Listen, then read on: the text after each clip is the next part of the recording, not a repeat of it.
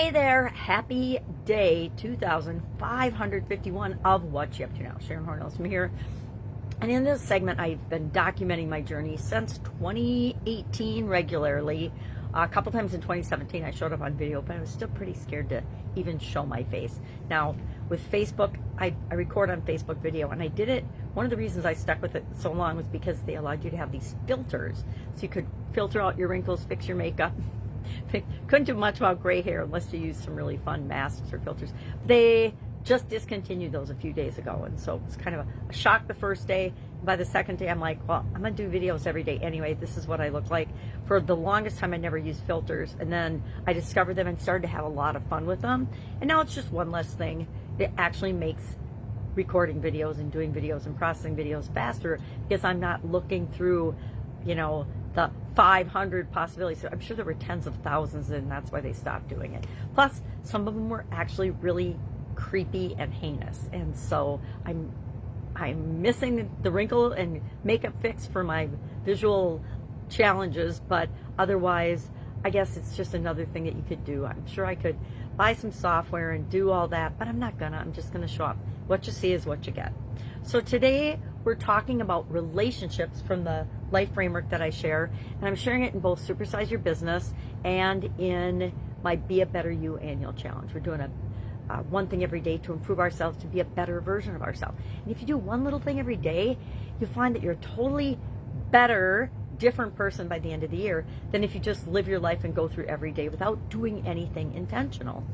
So that's part of the purpose of the challenge. Well, today we're talking about relationships and how they can make us a better person, make us a better version of ourselves, as well as help us build and grow and supersize our business if you're a business owner, or to enhance your career, or just to create the life that we want, right? If relationships are such a key component to who we are and our identity and how we interact with the world, they have a huge impact on how we show up in the world, how we feel about our life.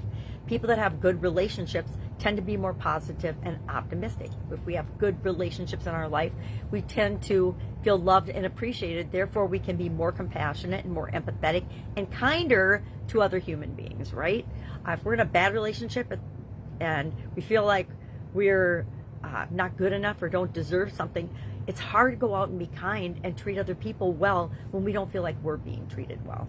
So today the challenge is just to think about your relationships and how you're showing up and how the other person's showing up. Remember, we can only control how we show up in our relationships. I remember hearing something about relationships, and especially our primary personal relationship, our number one significant other relationships.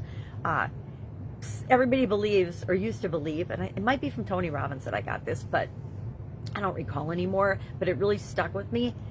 We think if each party, in order to have a great relationship, gives 50%. You give 50%, I give 50%. I personally believe, and have found from personal experience, that that is a recipe for disaster, because number one, we can only control our side of any relationship. So we have to give 100% to that relationship in order to make that relationship be how we want it to be. Because we want the other person to give 100% too, right? We want them to be all in, and we want to be all in on that relationship. And if we're only giving 50%, we're not all in. We're only halfway in, and we're expecting, and it creates this really vacuumish expectation that the other person has to be giving all the time, and you have to be giving all the time. And that is not healthy for relationships. So we also learn from some of the bad relationships that we've been in that we can give too much, and if the other person isn't giving anything or the same amount of effort in return, the relationship isn't right for us.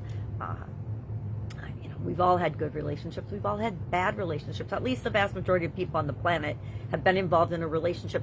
And by bad, I mean not right for me and not right for you.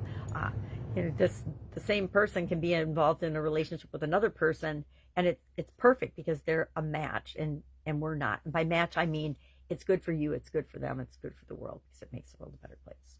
So think about your relationships today, and how you might be able to, number one, how they're making your life either better or worse. I mean, I was involved in a relationship for a very long time that I 100% knew on a conscious level was making my life worse, but I was more afraid of changing than I was of staying in a relationship that I knew was super duper bad for me. Huge lessons learned there about how we think and how we feel and how we value ourselves, as well as the involvement of the other person, right? Because our responsibility is to our part of the relationship, and we can only give 100% of a relation of ourselves to a relationship, and it's up to the other person to decide what is in it for them and what they're going to give, and if they even want to be in a relationship. This applies both to personal relationships, family relationships, business relationships, all relationships. Imagine that. So, fun topic today. If I can help you in any way, hit me up and ask. Otherwise, have a fantastic day, and I will, of course, be with you tomorrow.